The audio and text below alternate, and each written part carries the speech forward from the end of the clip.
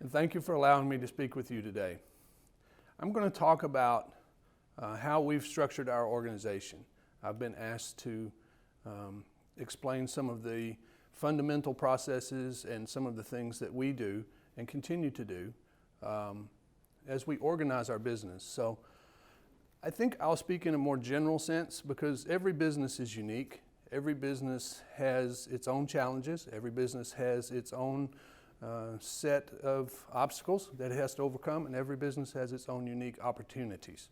So I want to focus on some, I think, generally accepted, generally applied principles that you can use to organize your business and that we have used and continue to use to organize our business for success. So I think the first thing where we started and where many people start is to have a clear and thoughtful understanding of what your strategy is. And in this case, I want to make sure that you understand that strategy is not the same thing as tactics. So we're talking about a higher level, organizational level, understanding of where you are in the market, where is the market, what are your customers asking you to do, what are your competitors doing, and what are you good at. In addition, you need to think about where the market is today, where it's going to be in 1 year, in 5 years, and in 10 years. This is probably the most critical step toward orienting your business for success. And it should take some time, some thoughtful time for you to figure this out. You need to rely on more than one input. There's not one, I wish there was one perfect answer for your company about what you can do in the marketplace to ensure your success. But it doesn't really work like that. You need different inputs from different sources. You need to think about what your competitors are doing, but you need to also think and listen to what your customers are asking you to do. Then you need to consider these inputs. I think it's important to consider what people do, not necessarily what they say, because those two things can vary. Once you have an understanding of what you think you want to focus your business on, and for those of you who have read Good to Great, this is called your hedgehog. Once you've understood what your hedgehog is, it's not an event, it's a process. So from that day, you're going to continue to think about where your focus should be. And that's going to change because the market changes, the world changes, your customers' needs change, technology changes.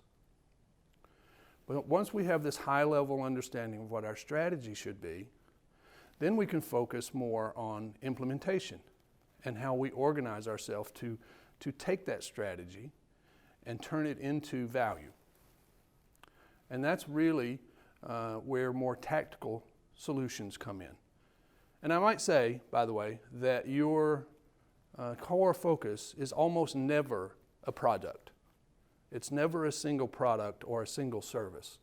More than likely, it's an orientation to the market or a way that you bring value in a unique way that is not being done, or that you can do it slightly better or slightly different. It's not always, and almost never, is a single product. There's no quick answer.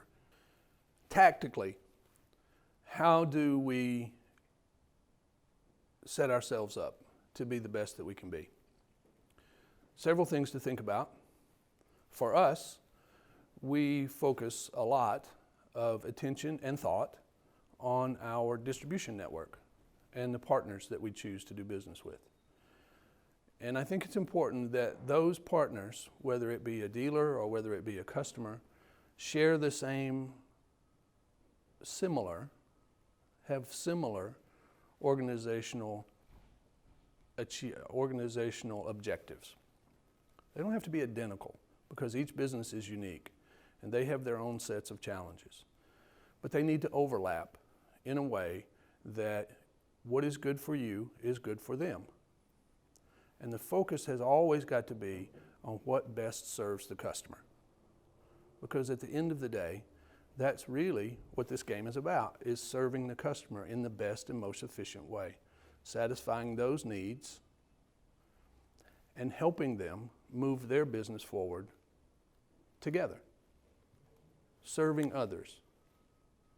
And that's the core to our strategy. So you have to be very careful when you align yourself with your partners, because you need to make sure, again, that they are in a general alignment with the direction that you're going to go.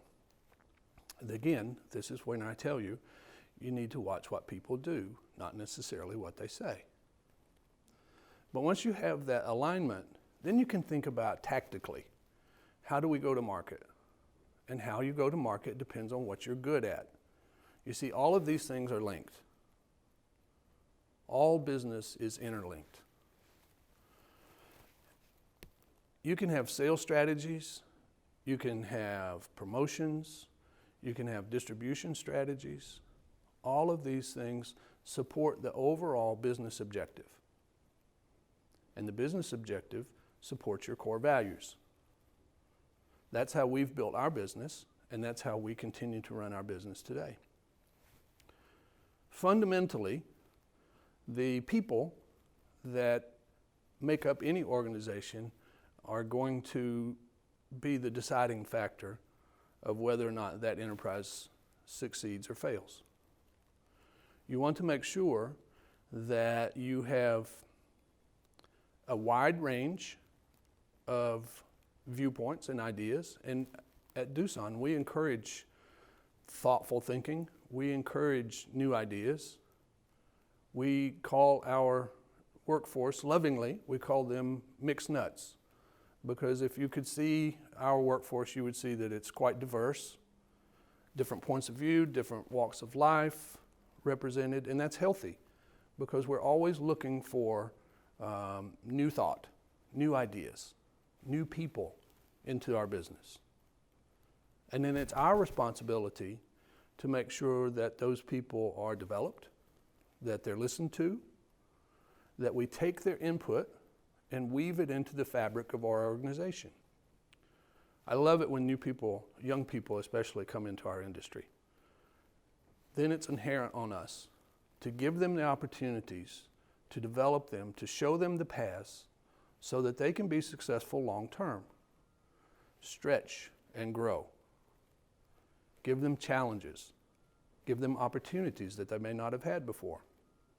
If you'll do that consistently, what you'll find is that you'll develop a loyal, diverse, powerful workforce that will drive your company to success. You can do it. We did, and you can too. Once you have that, you need to have an overriding management system that looks at what are your key metrics. We say what gets measured gets done. So you have to establish what are your key metrics. Where do you want to make sure that you're executing properly? Every business, again, is different. Yours might be sales fulfillment. One of ours is our order fulfillment for spare parts. What gets measured gets done. And then routinely, meet with the teams, empower the teams, meet with them, make sure they understand the objectives, and then give them the resources that they need to do to execute that.